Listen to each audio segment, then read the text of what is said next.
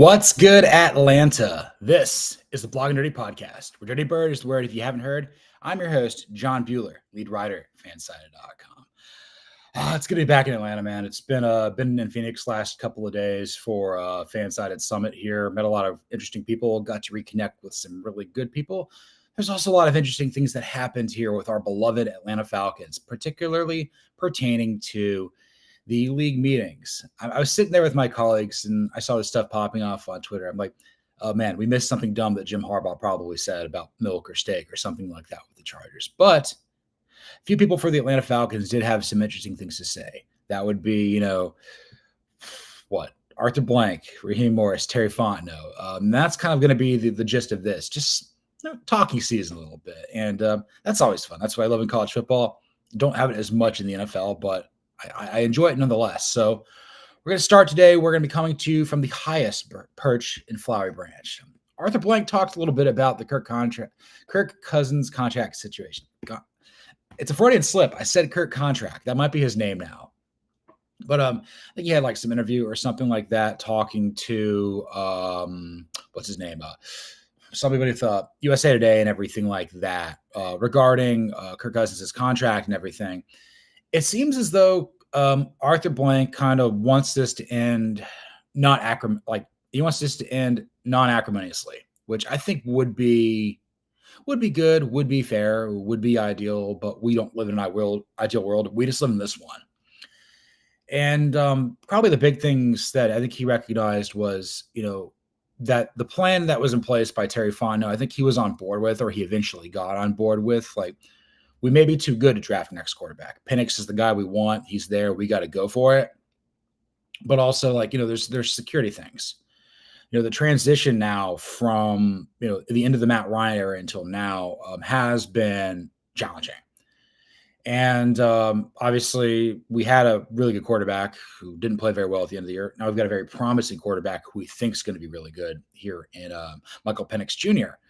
The biggest takeaway I had from coming across the article, I think for like USA Today Sports about Arthur Blank's conversations about the Falcons quarterback situation is, he's talked with I think he admitted that he did talk with Cousins. He's talked about what they want to try to do here, but I think he's of the belief that Cousins is going to be a good sport about it, which kind of blew my mind. Maybe that's wishful thinking there on Arthur Blank's part, but it seems like there's a little bit more of a cool, calm, and collected demeanor regarding the Kirk Cousins contract situation emanating out of Flowery Branch farther than like what we actually expected. Like they knew when they brought both in that this could have been this path that we're currently on was possible. It wasn't the likely path, but it's the one that happened. And knowing that you had to pay all that big money to get Cousins to come in with the job security, obviously knew the talent that Penix possessed, that maybe their paths could be crossed very soon. He could usurp them on the depth chart. It happened sooner than we expected. But just Arthur Blank just seems to be like, it's not necessarily just saying like we're going to do right by Kirk, because what does he owe them anything? He's like, we paid him the money. I think Arthur Blank kind of has realized that this is like a sunk cost. I mean, he's a businessman. I mean, he founded Home Depot. He founded a Fortune 500 company here in Atlanta with Bernie Marcus. Like, he's basically learning what they did with Ace Hardware back in the day. Like, this isn't his first rodeo with this. This is big business. NFL's big business. But it does seem, though, that like, this is business. This is things didn't turn out the way that Kirk Cousins wanted them to. But it's not like we're going to pander to him. It's not like they're going to like try to find him. Oh, we're going to get you the perfect spot. It's just like, let's all have a little patience. Let's all kind of sit back and let the draft happen and then see what happens from there. And I guess just like really to tie a bow on what Arthur Blank said, again, I read this copy about like on 2.5 hours of sleep in the Phoenix airport, trying to put together a show for you guys. Have a little more coherent one here coming for you guys on Wednesday, but got to get something out. Got to put it out there for Dirty Bird Nation. You got thoughts, you got questions. Try my best to answer them as a fan who's still in a committed relationship with this team, for better or worse. But that's neither here nor there. My big thought here is, with what I heard from Arthur Blank, it's Cousins is. I feel like Cousins is going to get traded, and it's going to be after the draft. Maybe it's post June 1. But like, we're going to see like, okay, what team needs a quarterback? And then like the Cousins will waive his no trade clause, go to them, and they will do it so Atlanta gets some sort of draft compensation in 2026. I thought 25 would have been amazing. The turnaround's too quick because it's like, okay, we've got these 5 picks. We have a strategy for what we want to do, but then you throw in the Cousins contingency plan. It's like, well, let's trade him on the condition that this team doesn't like draft another quarterback in day 2, and we're going to get their day 2 pick or something like that, or day 3. It would be ideal. It'd be better, but then I think it's just putting way too much pressure on it all to come together. I think you do it one day at a time. I understand that like we are in the business of playing chess, but sometimes you just got to play checkers. Sometimes you just got to be like, to get yourself out of a hole, to limit anxiety, you got to do something. And you learn by doing. You do this, okay, I'm going to make the next best move I can in this moment. And then we will go from there and reevaluate. And if you can't play checkers, if you can't play chess, play checkers. Just play something. Just do something. Don't sit there on the bench, wait, wonder, worry, play all the things I could have, should have, would have been. Just go for it. And I think that, like, yeah, it didn't work out with Cousins. I don't think he's going to play another snap for this team. I think they are going to trade him to either the Browns or the Steelers, depending on who doesn't end up with a quarterback. And then you're going to get probably like a 3rd or 4th round pick for the guy. 4th, probably. Just something. Maybe the 5th he cost us for tampering. But, we're the Falcons, and that's what we do. We just shoot ourselves in the foot. But get something for 26. Focus in on that. And that kind of will set up, Terry Fontenot to maybe get himself out of this hole, or maybe it'll give the guy who replaces Terry Fontenot an opportunity to potentially do that. Yes, we are going to move on to our next topic with blow the whistle or blow the whistle. Arthur Blank was asked kind of about, Terry Fontenot's job security. This is going to be his 5th draft as GM. Remember, he got hired at the same time as Arthur Blank. Arthur Blank hired him and Arthur Smith the same year in 21. So he's been here for 5 years. He's now in the 2nd year of the Raheem Morris era and all 3 of the Arthur Smith era. Terry Fontenot has been calling the shots. And Arthur Blank said, Terry Fontenot is not on the hot seat for this general manager. It's just, again, probably trying to be level-headed, even-keeled here. Yeah, there's pressure, but it's not like, what good does he do to say, like, I'm putting him on the hot seat? But in reality, should Terry Fontenot be on the hot seat as the Atlanta Falcons general manager? I'm going to blow the whistle, yes. And I'm going to say this because the roster is now talented enough to win games and you're not doing it because the pieces don't fit in some instances. Offense is going to get there. Like, that's going to be what's going to drive the bus at this point. But Fontenot, he's as a former defensive back. I think he played at Tulane. That maybe did some scouting and stuff like that with that area too, coaching, whatever. There's not the defense has been changing so many different coordinators. I mean, we had Dean Pease, and you had Dean Pease for 2 years, and you had Ryan Neuzil, then Jimmy Lake, and then now you're going to have Jeff Ulbrich. You've got 4 and 5 years. I understand that Raheem Morris favors that side of the ball, but like, how do you build continuity there? Like, we're asking ourselves, like, can we please get an ever-loving pass rush? And we can't because we're changing the scheme. We're changing the messenger, replacing the messenger every 9 months. It's absolutely exhausting. And Fontenot has drafted well in some instances, and he's drafted terribly in others. He's just drafted is probably the best way to say it. I will say that, like, he cannot have another bad draft, and we cannot make the playoffs. Like, if he does not draft well, didn't do a whole lot in free agency. I understand that we had like our hands tied behind our backs for undoing for like the Cousins situation and whatnot, but there were key decisions. If Leonard Floyd doesn't work out, that may be on him. If Grady Jarrett returns to form, that may be on him. If Drew Dalman becomes a Pro Bowler, snapping the ball to MVP Caleb Williams, and Ryan Neuzil gets hurt in the second week, that's on him. But like, it's not one singular thing that's going to do this. It's going to be a combination of what you did in free agency, what you did in the draft, and how the team performs. Do the pieces fit? Again, I totally agree with Arthur Blank that I'm not going to like verbally say like, oh, he's not on the hot seat. He is. But that's inferred. Like, we don't have to say this. Like, we don't have to say this to a media source. I think probably the way is like, Yeah, this is a year by year thing. Terry's been a lot of help for us for the last few years, but like obviously we're coming up in a very critical year as for us as the organization. We may have to reevaluate everything at the end of it. That's probably the way that I would have responded, to kind of play directly in the middle, but kind of leaning towards like, yeah, maybe a little bit. Maybe there is some pressure. But yeah, I sit there like some people think Fontenot is the worst general manager in football. I don't think he is, but I mean, I don't think he's top half. I mean, maybe he's probably he might be bottom quarter at this point.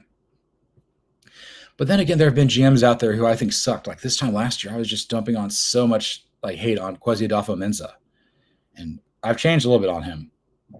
But like I could always return to form. There was a time and place where I thought Chris Ballard was going to be great, and I think he's the biggest con artist in his job at the NFL. I mean, first off, imposter syndrome is stupid because one, someone's going to make money doing whatever it is. It might as well be you. And then you could look at people in your industry or in your extended industry and find people who are incompetent in their jobs and be like, you know what? If Frank Reich can be a head coach, he is now apparently, but Brandon Staley can be a head coach. If Chris Ballard can be a general manager, you can write about sports. It doesn't matter. Like we're all like in the content business. We're all trying to have interesting angles about something that matters. And the reason that these games matter, the reason I have this job is because you guys care at Dirty Bird Nation across the NFL. Again, maybe I cover the Falcons a little bit differently than probably what you'd expect or maybe even what you want. But like I do this from a national perspective because I cover the NFL on a national sport for my job. But it is through the lens of a Falcons fan and a national perspective. And I think that is something that like makes you a smarter fan, makes you a more interesting fan. And I think it provides some level of perspective. Yes. Do I have red and black colored glasses on? Yeah, of course I do. Can't see out of one eye and I'm seeing red out of the other. But that's good. I can't believe I pulled that out of here on no sleep. But yeah, like I've kind of go back on my fourth. Like, is Terry Fontenot a spy? Is he a Saints spy? Is he coming in here to ruin this team? I don't really know. But you've got the quarterback. You've hit on Bijan Robinson. You've hit on Drake London. You know, you hit on other things too. Pitts is out there. You got Penix. It's like, let's just go, man. Let's just go. Let's make it happen. Let's make the playoffs. It's been a while. Haven't had a playoff game at the Benz yet. Let's go. Come on, let's go. Yeah. So blow the whistle. Yes, Terry Fontenot is on the hot seat. Moving on to our next topic, we're going to focus on some grits blitz. Yeah. Raheem Morris touched on why he fired Jimmy Lake in favor of hiring Jeff Ulbrich. I did not realize prior to this how long of a working relationship Raheem Morris had with Jimmy Lake. I knew they had been with the Rams and stuff like that before, but like their paths have crossed. Like they've known each other for a while.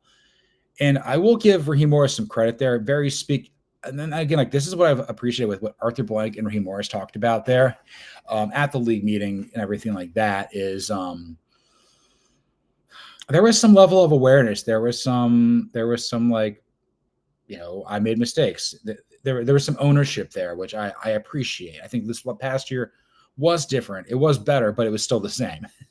This is Falcons football, man. But what I would say, one of the things that people were criticizing Jimmy Lake about was just a lack of NFL experience. Like that would have mattered. And again, I mean, maybe for me, like when he got hired, I hated it. I hated it immediately. I'm like, this is terrible. This is why if we're not going to make the playoffs, this is why. And I was so effing right, 100%.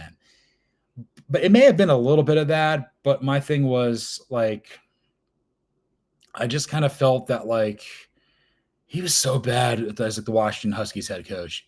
Like everyone's like, oh, once again replacing the iconic head coach with like the trusted longtime coordinator, and it didn't work.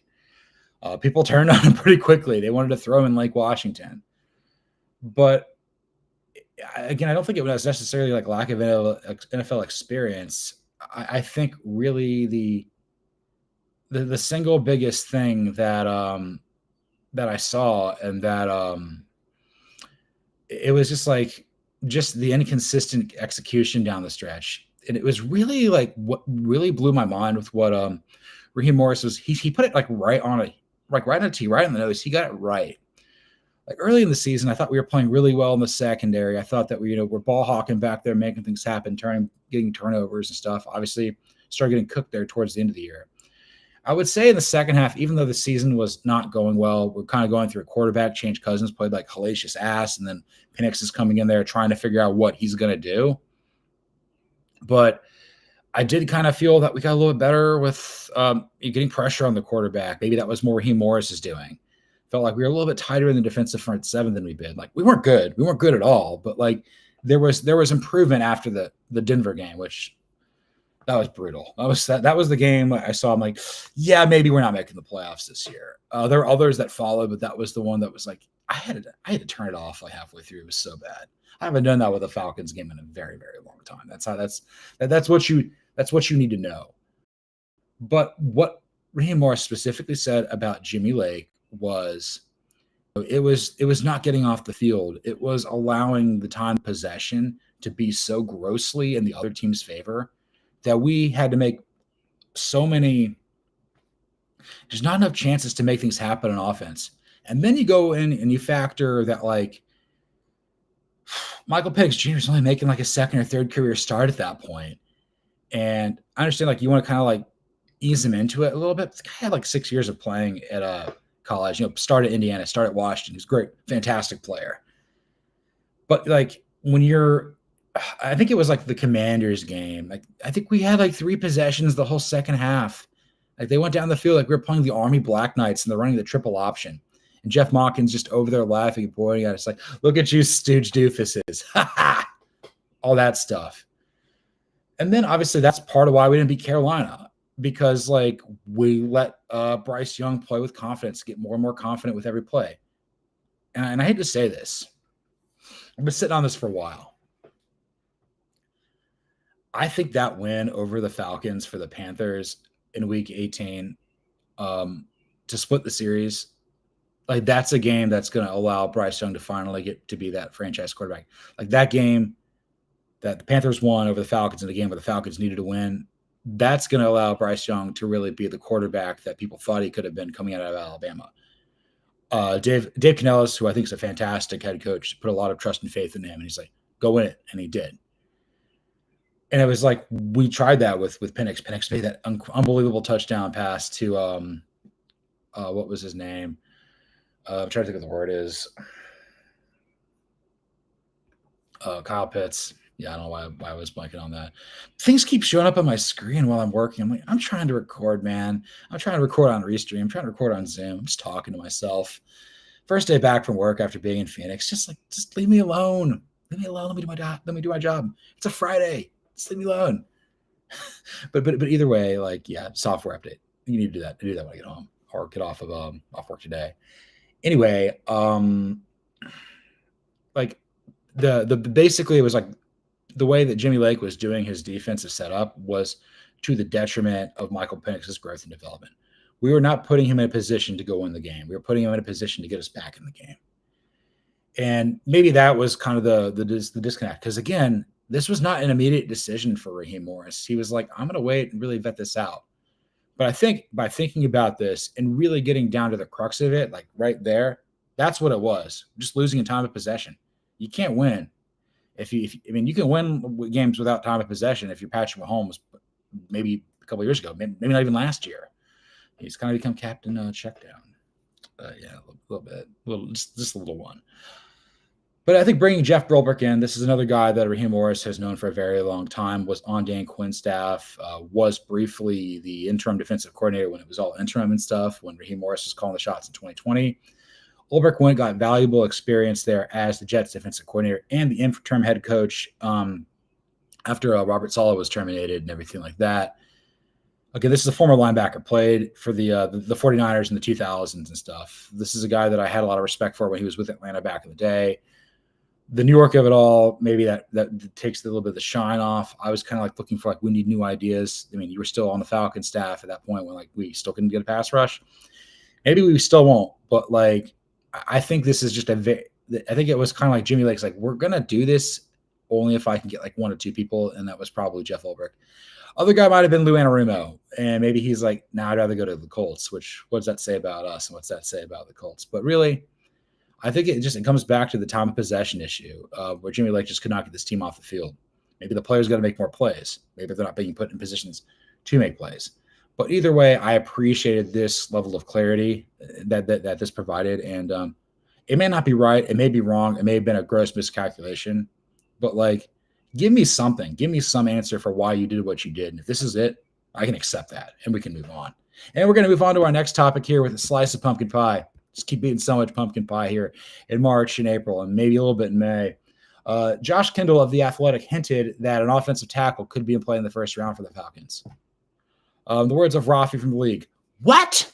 Are you serious? No. Wish I had some water here that I could drink, because I got to sit here and think about this.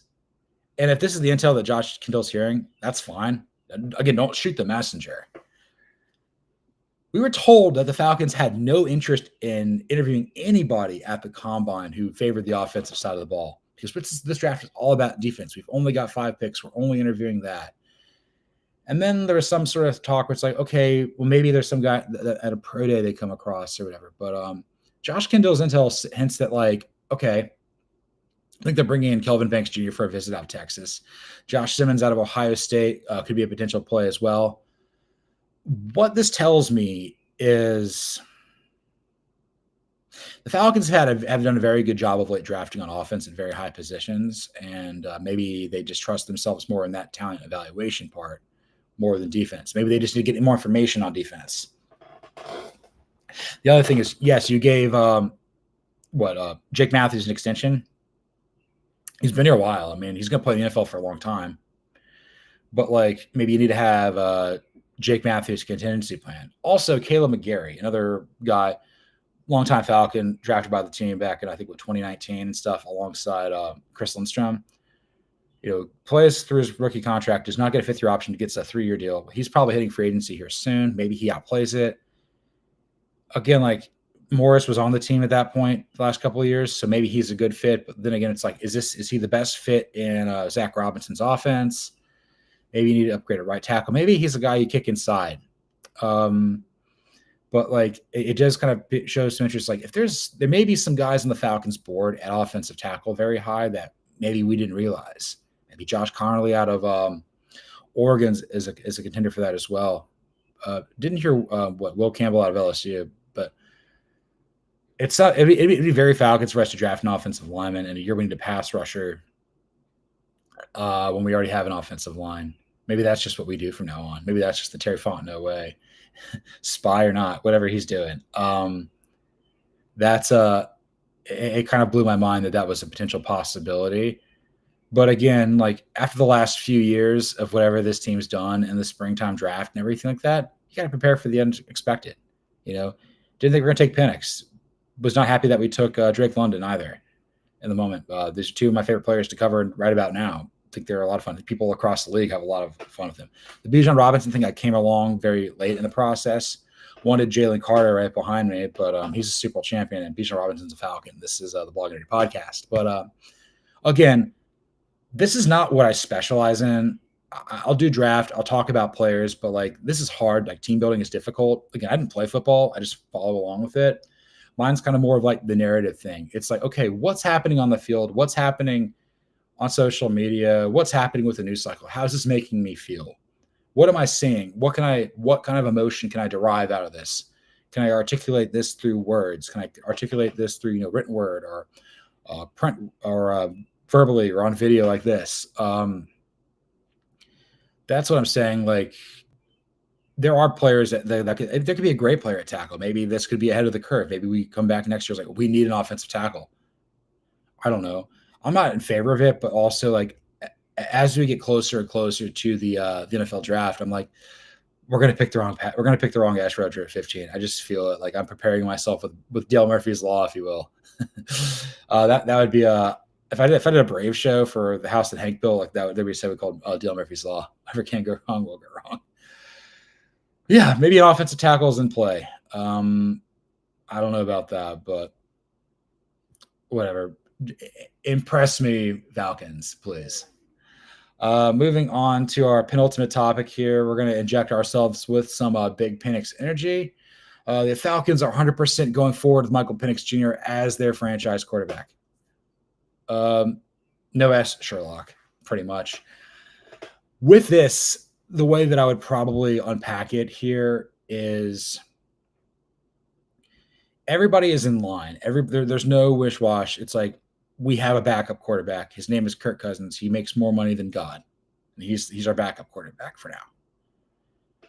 Maybe they're not even saying for now. Maybe it's inferred for now, but he's our backup quarterback. And I'm in favor of this because, again, I subscribe to the notion of what General Schwarzkopf, you have to fail fast. If you fail, it's better to know if you're going to fail soon because you have to come up with another better plan. And just,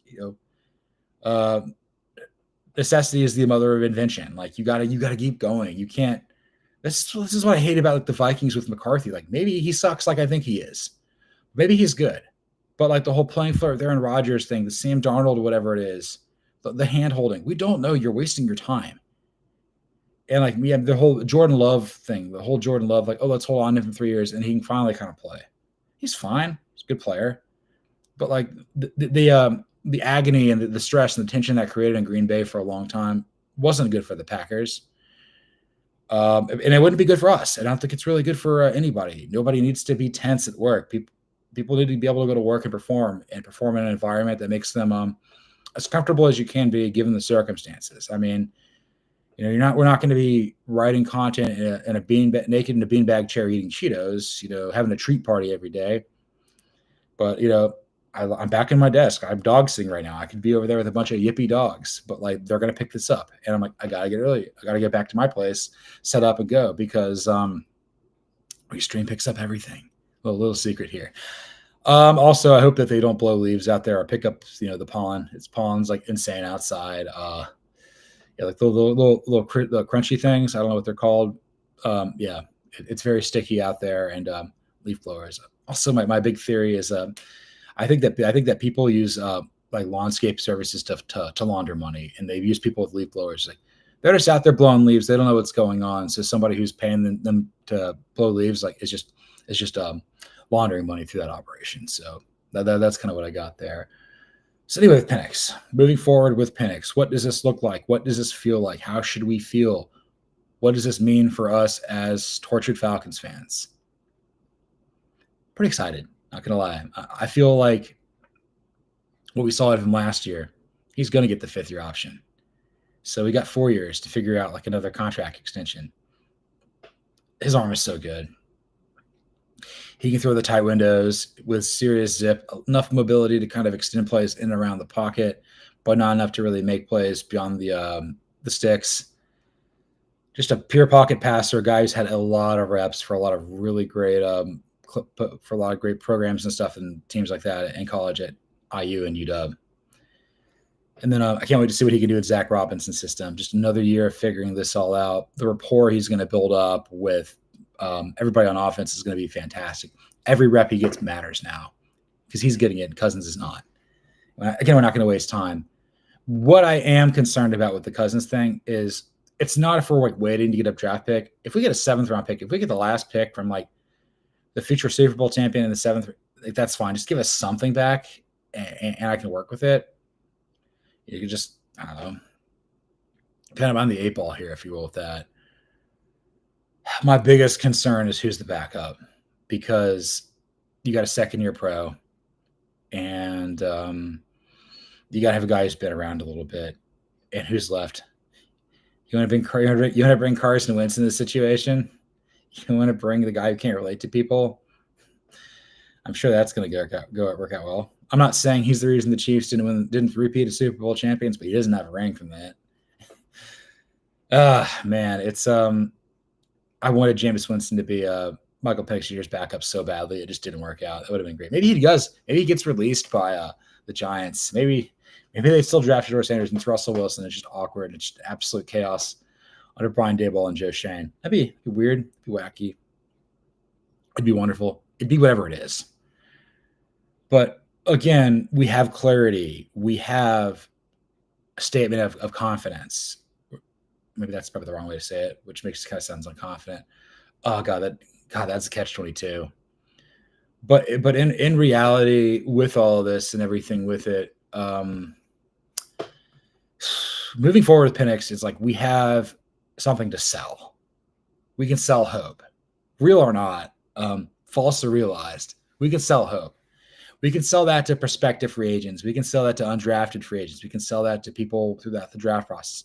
Not that they really have any choice in the matter, but like, we got this dude. You want to come play here? That's what they always say whenever they draft somebody. It's like, hey, this is Terry Fontenot from the Falcons. How'd you like to come play for Atlanta? And everyone's like, oh, hell yeah. Like, yeah, Penix is a dude. We know he's a dude. These guys who are coming up from college know all about Michael Penix Jr. They know about Cousins too, but like, Penix is closer to is their peer as opposed to like their uncle or their older cousin, if you will. Yeah, the older cousins.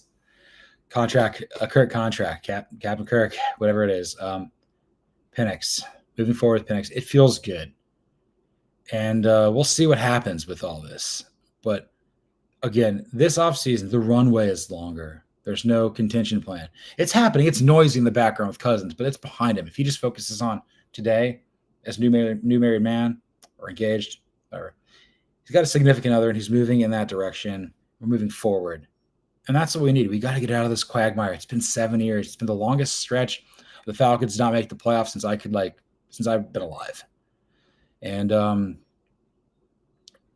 don't know if we're going to get it this year or next, but I like our chances. I like our upside. We just got to get it together. Moving on to our final topic here on a relatively short show, we're going to talk about a further calibration to our roster. Yes, the Atlanta Falcons have said they've made it. They're going to go full bore with Ryan Neuzil as their starting center. This comes in the wake of letting Drew Dalman walk. This comes in the wake of David Andrews being released by the Patriots. The nephew of the late great Dan Reeves, and he's also a former team captain with Georgia, an iconic player there. I think this is, again, I was kind of wondering about this with Dalman and everything, with him getting hurt and Neuzil stepping in. And there wasn't so much it wasn't night and day. It wasn't different, but there was cohesion. And I think that Neuzil has some familiarity with Dalman, or not with Dalman. Neuzil knows Dalman, but with Penix, you can build this rapport up. You can kind of again, the center quarterback exchange, the snap, if you will, is really it's so important for the offense to go. Because if you don't have confidence in that, are you confident to even run a play? If you can't do the first thing right, then how can you expect to do the next 5 or 6 things that follow, given the circumstances of the down and distance and what have you, and the time of the game and the possession and the score. But if you trust the snap, then I think that's good. This also is I think there was also something I talked about in a previous show about the Falcons potentially drafting I believe what was that, Jared Wilson out of Georgia, the center from the Dogs last year. Only 1 year as a starter at center for Georgia, but had been in the program for a while, played a lot of different things. Again, not really talking to anybody from the offensive side of the ball at the combine, but then doing the heavy analysis at Georgia's Pro Day. And then you also see what Josh Kendall's talking about with the Athletic about, okay, maybe an offensive tackle is in play as well. I think they'll draft for depth. I think they may go an offensive lineman too. I don't know. I feel like you're kind of exposed in some instances here. All I know, there's very few things that I know with absolute certainty with the Atlanta Falcons, just in terms of ethos and whatever it is. If we do not have a good center, it doesn't matter. That I maybe just in general, I am such a big fan of what that position does. Again, Todd McClure played here for a very long time, was very good, was very underrated. And there was a lot of Mike Person snapping the ball on the ground like a hockey puck or a lacrosse ball in between that and Alex Mack. Alex Mack's probably going to go to the Hall of Fame. He's a college football Hall of Famer already. A fantastic player for the Browns, Falcons, and 49ers, and then the Cal prior to that.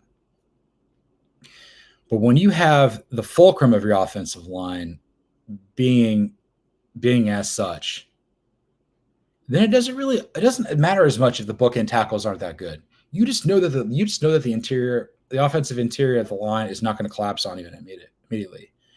Yes, they may exploit either guard if neither one are good, but you have one of the best guards in football in Chris Lindstrom, and obviously Matthew Bergeron's getting better and everything like that across the board. A very well thought of player coming out of Syracuse, and then obviously we know what Matthews and McGarry are out on the edge. But again, I think back to this a lot with the 2015-16 Falcons, the Shanahan offense. And again, this is not a pro Kyle Shanahan show at all. Thanks for mailing it in there, bud. Eventually, we'll do. Thanks a lot, Kyle, for our mailbag questions with send it in. That would be impressive. Eventually, we'll get there at some point. Yeah, we're gonna do it. But with that era of the Falcons, like about a decade ago, I still remember the offensive line. I still remember all five guys. You had Jake Matthews, Andy Levitre. You had Alex Mack, Chris Chester, and Ryan Schrader. Obviously, Alex Mack and Jake Matthews were like really well high thought of players. Chris Chester, who I've interviewed before, a fantastic well thought of player coming out of Oklahoma back in the day, Oklahoma legend. But like again, like kind of more of a role player there at the end. Played through really bad shoulder his last years. I've got nothing but respect for Chris Chester. Andy Levitre, playing his tail off, knowing his wife's about to go into labor. Ryan Schrader, undrafted guy out of Valdosta State. That team had an edge. There was some heralded, and there was a lot of unheralded there too. But it's about getting the five best guys working together in cohesion. And if Terry Fontenot, if Raheem Morris, if Zach Robinson, if Michael Penix Jr., Bijan Robinson, whoever team leader, whatever it is, if they think that's the best five we can get, let's go, baby. Let's do it. Absolutely. I'd love to see Neuzil be empowered here, and we'll go from there. I mean, it sucks to see Dalman leave. I've loved talking to him back in the day. Definitely check out that video here on the Blog and Dirty Podcast YouTube channel here. But yeah, again, everything with this week, I got some clarity, just little bits. It wasn't everything, but it was something, and I appreciate that. We don't need to be living in the fog of confusion. We don't need to make any assumptions because we assume things. It makes an ass out of you and me. I do it a lot, but I can be an ass. It's okay, At least I'm comfortable in my own skin, and I know who I am. I know what I'm about, and I know the Atlanta Falcons are a football team that I'm going to watch for better or worse. I don't know if it's good for my mental health, but it's just something that I do now. Yeah, thanks for hanging out with me today on a Friday with the Blog and Dirty Podcast. Be sure to watch, like, comment, and subscribe to the Blog and Dirty Podcast on YouTube at Blog and Dirty FS. Be sure to follow me, John Buhler, lead writer, on Twitter at Buhler118. You can follow everything with Blog and Dirty on Twitter at Blog and Dirty. Be sure to read everything there at Blog and Dirty. You can read all my stuff, Falcons, NFL, college football, Atlanta Braves, whatever, on fanside.com. Definitely check out everything there on blogandirty.com. If you also want Falcon stuff, our regional betting team puts out pretty good stuff there on ATL All Day, my first site. Really just consume content in the Fanside Network. Really find a great sense of community, even more so after being in Phoenix for 4 days with a lot of really great, talented people. And I'll probably just finish with this real quick.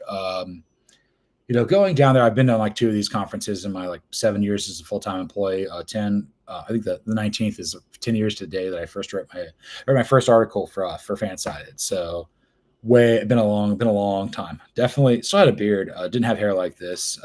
Didn't experience 28-3. Didn't know what a national championship tastes like for Georgia. Did see a Braves championship. And the Hawks are the Hawks, but I think what I've noticed about that, kind of getting a little more in the feels, is I'm going through here and I'm doing self-assessment of what I do well and what I don't do well. Yeah, digital writing, like no S, this is what I do. I write. I think I do a good job at podcasting, or at least I'm comfortable going out there trying and failing, and at least trying to create some sort of interesting thing, trying to use the video platform to allow the voice to come through, because when we write articles, we can't always say everything that we want to put in there. There's a little bit extra here. And I love it when podcasting can influence articles and vice versa. So you can really dive into a point you're trying to make, a longer lingering topic and everything like that. But I realize I do need to be better about building a community. I want to know who you guys are. I want to know everything about you. We're in this together. And I think more it's I've spent so much time trying to bake the best content as possible, hoping the right people find it and they share it and become part of it. But you can ask me questions. You can tell me I suck. You can tell me that I don't need to be doing this show anymore. I'm still going to, because they love me at Fansided. But I got to be a little more empathetic. I got to be more cognizant of how people feel. things about this. And yeah, I feel kind of re-energized. I'm going to be taking some vacation here at the end of April, just after the draft and everything like that. But we're going to be coming to you at least once a week. We're going to keep building this up, maybe during the season. Maybe they'll let me run this and I'll do a couple of other shows. But, we're trying to build up some momentum. This thing came together very quickly before the start of last season, and just went with it. But now I've got a longer runway. There's going to be some stuff coming with the Falcons and everything like that. Put together like even more interesting outlines. I'll probably have some more deep off-season content and stuff. But we still got the draft going up. Free agency is still in the back of our minds. You had the league meetings and everything like that. Just a lot of interesting things going on here. And I'll get you out with this. Please give us a 5-star review on Apple Podcasts. Really helps the show grow. Definitely hit that subscribe button there on YouTube. The more you like that, the more resources will be thrown my way from Fanside's video team and Minute Media. Really get this thing going. I understand that there are bigger football brands out there in the NFL, but this one's passionate. This one's got some emotion here, and it's not all good. But this fan base elicits a reaction out of several people, and hopefully that can be a good conduit to that for you in trying to make sense of all the nonsense that is Atlanta Falcons football. Yeah, I am legitimately shocked that I still have a voice. I did false start before this too, so cup because Cody Williams. I don't know. We'll talk about that here in a minute. He sent me an "I'm sorry" message, and that's okay. I'm saying he's hanging out with Antonio Banderas. That's basically the gist of everything like that. But once again, thanks for listening. And this was the Blog and Dirty Podcast.